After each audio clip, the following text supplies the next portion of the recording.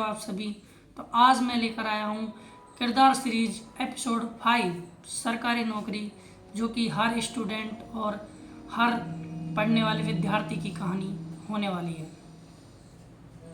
Degree मिल गई, लेकिन असली परीक्षा अब शुरू हुई। लोग पूछते हैं कि क्या सरकारी नौकरी आपकी लग गई। आपसे भी पूछते होंगे, मुझसे भी पूछते हैं। ये दो शब्द जितना बोलने में आसान लगते हैं, उतना ही इनको जीने में बड़ा ही मुश्किल और बड़ा ही संघर्ष महसूस होता है। क्या आप भी सहमत हो इस बात से? एक सरकारी नौकरी, ये सुनने में बहुत ही सरल शब्द लगता है, लेकिन इसके पीछे हजारों रातें, हजारों घंटे, हजारों दिन और अनगिनत रिजेक्शंस और ताने, न जाने कितनी दुनिया भर की स्ट्रेस भरी जीवन, जो कितना ही न जाने स्ट्रेस भरा जीवन आप जीकर गुजारते हो।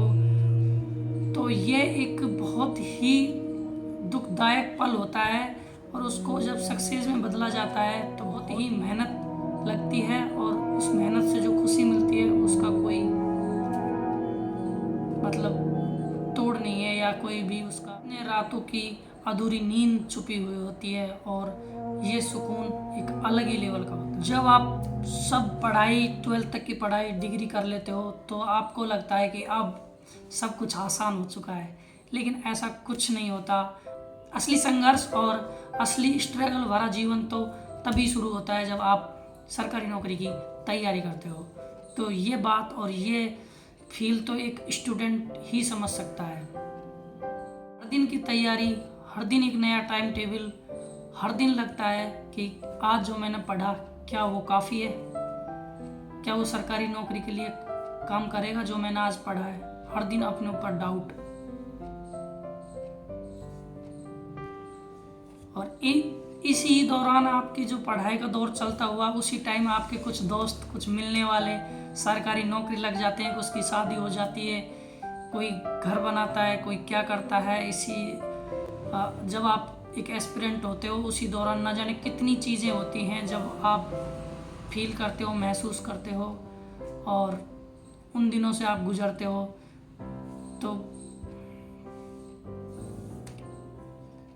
जब आप अपने ही साथियों को कामयाब होते हुए देखते हो तो आपको फील होता है कि यार मैं क्यों अभी तक इन चीज़ों में फंसा हुआ हूँ, क्यों मैं किताबों में फंसा हुआ हूँ, क्यों मैं रोज़ नया टाइम टेबल बनाता हूँ और मेहनत कर रहा हूँ, क्यों ना मैं प्राइवेट जॉब कर लूँ। बहुत सारी बातें होती है एक एस्पिरेंट के मन में। क्या आपके साथ भी ये होता है? तो ये वीडियो आपकी है, आपके लिए है, और ये आप फील कर सकते हो। और समाज पूछता है कि क्या हुआ, क्या चल रहा है, पढ़ाई पूरी क्यों नहीं हुई, कब पढ़ाई पूरी होगी, कब शादी करेगा। बहुत सारी बातें होती हैं, और उनके सवाल कभी ख़त्म नहीं होते। कब से पढ़ रहा है, कितने दिनों से पढ़ रहा है, क्यों नहीं लगी नौकरी, कितने एग्ज़ाम दिए, क्यों दे रहा है ये सारे एग्ज़ाम।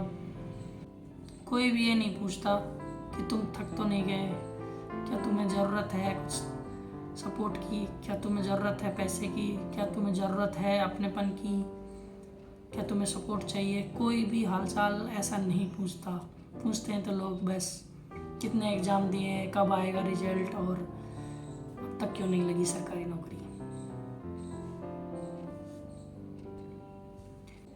एक एस्पिरेंट सिर्फ एग्ज़ाम ही नहीं देता, वो हर दिन अपने डर से जूझता है, अपने डर को ख़त्म करने की कोशिश करता है, वो डर से भी जीतने की कोशिश करता है। ओवर थिंकिंग से लड़ता है, कंपैरिजन से लड़ता है, और खुद से लड़ता है। हार मानने का भी मन करता है, सब कुछ छोड़ जाने का मन करता है। कभी कभी लगता है कि सब खत्म है यार, कुछ नहीं बचा, छोड़ दो यहीं पे।